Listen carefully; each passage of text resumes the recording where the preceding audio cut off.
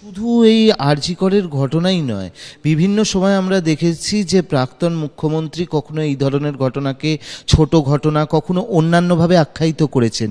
সেই জিনিসটা কিভাবে দেখেন? আমাদের এই ঘটনাটাতেও সিবিআই বলেছে মেয়েটার ভাগ্য খারাপ, এটা একটা ছোট ঘটনা, এটা নিয়ে রাজনীতি হচ্ছে।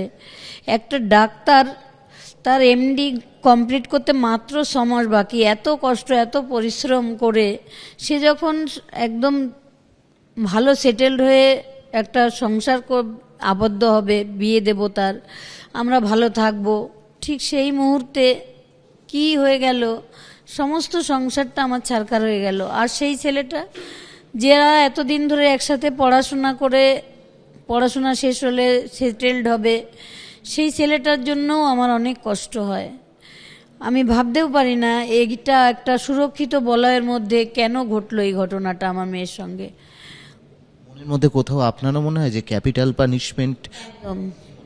ক্যাপিটাল পানিশমেন্ট তো পরে, আগে আসলে অপরাধীরা অন্তত ধরা তো পড়ুক। আমাদের এলাকার যেমন 3 জন, নির্মল ঘোষ, সোমনাথ দে, সঞ্জীব মুখার্জি, তারা কেন গ্রিন করিডর করে আমার মেয়েকে নিয়ে চলে এলো? আমরা তো চাইনি, অত তাড়াহুড়া তো আমরা চাইনি। মানে শ্মশানে 3-4টে ডেড বডি ছিল, 3টে ডেড বডি ছিল। তারপরে আমার মেয়েকে যেখানে নিয়ে শায়িত করে রেখেছিল সেখানে ডেড বডি যায়ই না, কেউ যায় না সেখানে। ওরা, আমার এগুলো বলতেও মানে এত কষ্ট হয়। চুল্লিতে ওরা ঢুকিয়ে দিতে পারলেই বেঁচে যায়। আমরা হসপিটালেও দেখেছি যে কোনোভাবে ওকে সরিয়ে দিতে পারলেই বেঁচে যায়, যেন কুকুর বেড়াল মরে রয়েছে, কেউ একটা করে ডাক্তারই মনে করেনি। এনকাউন্টার তো কোনো আইনগত পদ্ধতি নয়। কেউ যদি অভিযুক্ত হয়, কেউ যদি দোষী হয়, তাহলে তাকে আদালতে নিয়ে যাওয়া হোক, আদালত তাকে বিচার করে ফাঁসি দিক। পুলিশ এই সামারি জাস্টিস যে করছে সেটা পুরোপুরি অন্যায়, নিন্দার যোগ্য। উত্তরপ্রদেশে তো এটা যোগী আদিত্যনাথ তার স্টাইল করে নিয়েছে, আসামেও হচ্ছিল কিছুদিন ধরে, এখন পশ্চিমবাংলায় চলে এলো। এইটাই দুর্ভাগ্যজনক। তৃণমূল কি এই ধরনের অত্যাচারকে সমর্থন করছে? অবশ্য এটাতে আমাদের খুব একটা কোয়েশ্চেন নেই, কারণ 15 বছর ধরে তো তৃণমূল আপনারা এটাই সমর্থন করেছেন।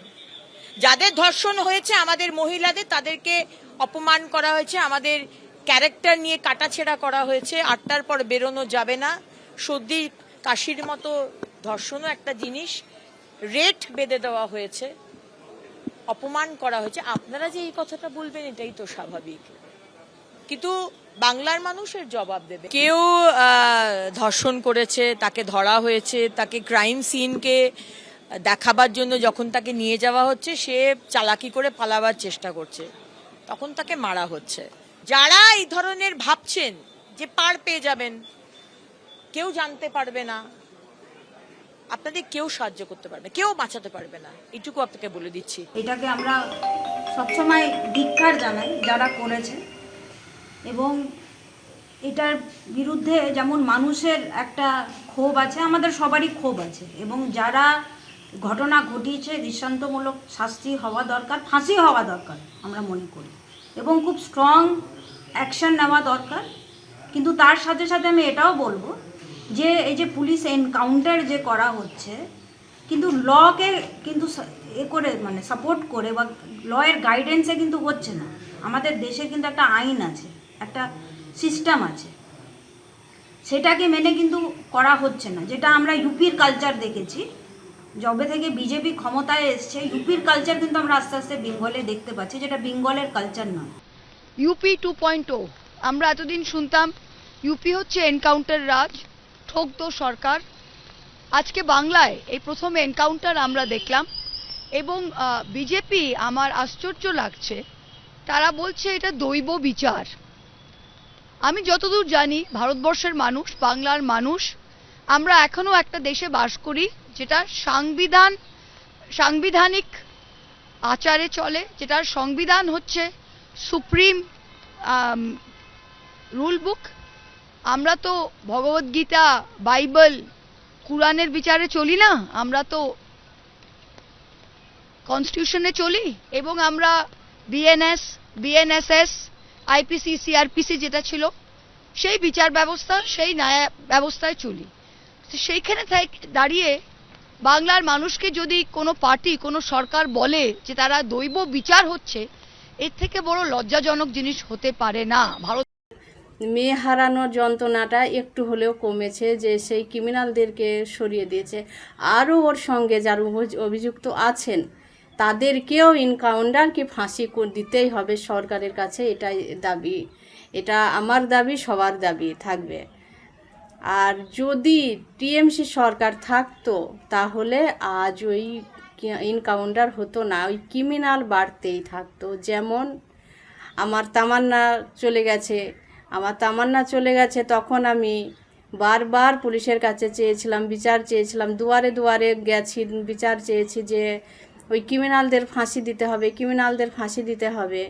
আমার মেয়েটা চলে গেছে, আমার ছোট্ট মেয়েটা বিনা দোষে শেষ করে দিয়েছে, ওই ক্রিমিনালদের ফাঁসি দিতে হবে। 1 বছর হয়ে গেল, এখন পর্যন্ত আমি বিচার পাইনি। পুলিশের রিভলভার কেড়ে নিচ্ছেন, সেখানে পুলিশ একা নেই, পুলিশের সঙ্গে অনেক পুলিশ আছে যারা সেই ঘটনাটা পরিদর্শন করতে যাচ্ছে, সেটাকে রিকনস্ট্রাক্ট করতে যাবে, অর্থাৎ কেমন করে ঘটনা ঘটেছিল তা তদন্ত করতে যাচ্ছে। সেখানে এক ভ্যানওয়ালা আছে, চুল্লুখোর, মাদকখোর, যে ধর্ষণ করে খুন করেছে, সে রিভলভার কেড়ে নিল, আবার গুলিও চালালো, পালাতেও গেল, পুলিশে গুলি করতে হলো। পুলিশ কোথায় আমাদের? অথচ সেই লোকটাকে খালি হাতে একটা যুবক দেখছি টিভিতে ধরে নিয়ে যাচ্ছে থানাতে। বলুন, সে স্বীকার করছে মারের আগেই।